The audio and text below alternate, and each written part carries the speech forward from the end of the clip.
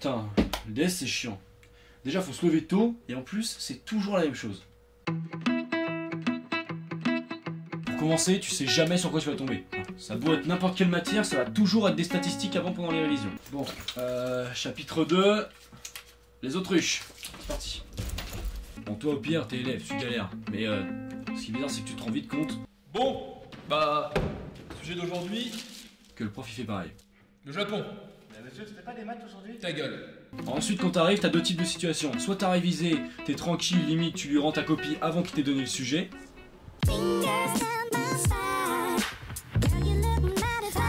Soit t'as pas révisé, et là ça se passe un peu différemment. T'es dans la merde. Après tu peux être mauvais et dans la merde parce que t'as pas révisé. N'empêche que des fois t'as juste l'impression d'avoir loupé un petit truc en cours quoi. Putain, non mais c'est quoi ça? Je foutais quoi à ce cours là? Pi sur 5, ce qui est très facile, on va faire une démonstration qui sera exigible au bac. Donc vous suivez tous. Hein. Ah ouais c'est vrai. Bon bah je vais faire ce que je peux. Hein. Au final tu veux quand même bien faire. Du coup tu fais un petit brouillon. Mais quand tu regardes vite fait à côté, bah tu te rends compte que le brouillon de ton voisin il est limite mieux que ta copie.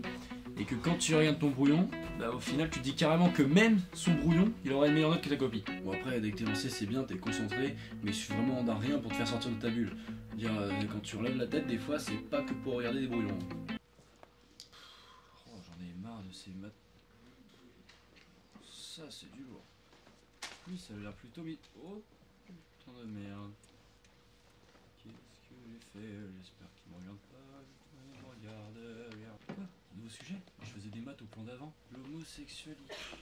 Oh putain. Étant donné que le DS c'est le matin, y a pas de mec qui te ramène une grosse bouffe ou un paquet de chips qui fait du bruit et qui t'emmerde. Mais y a un truc qui me gêne. Moi c'est un petit peu embêtant, c'est vraiment bon. Bon ok voilà, je me cure le nez, ça arrive à tout le monde. Hein, mais le pire c'est que c'est souvent à ce moment-là qu'il y a quelqu'un qui te regarde.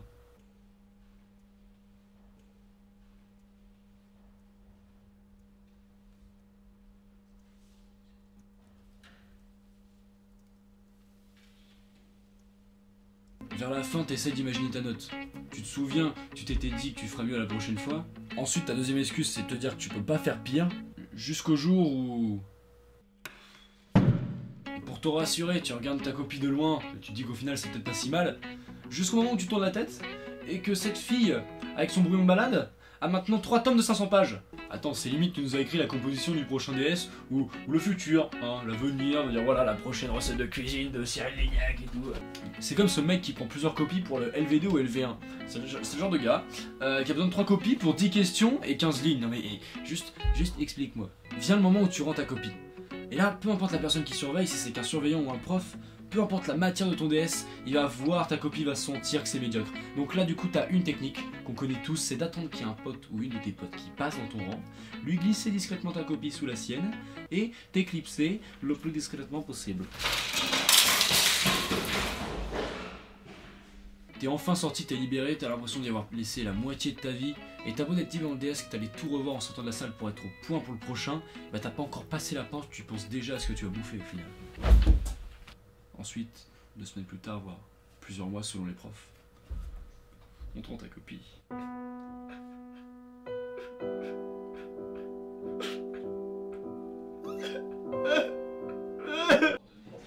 Putain mec, Jacques, c'était quel DS? Au début, on est tous là à essayer de se souvenir quel DS c'était parce qu'on a tous préféré l'oublier. Oh, tenez Quentin, vous prenez vos affaires et vous sortez. Hein, et je rappelle pour ses voisins qu'il y a des places au premier rang. Tenez Jacques.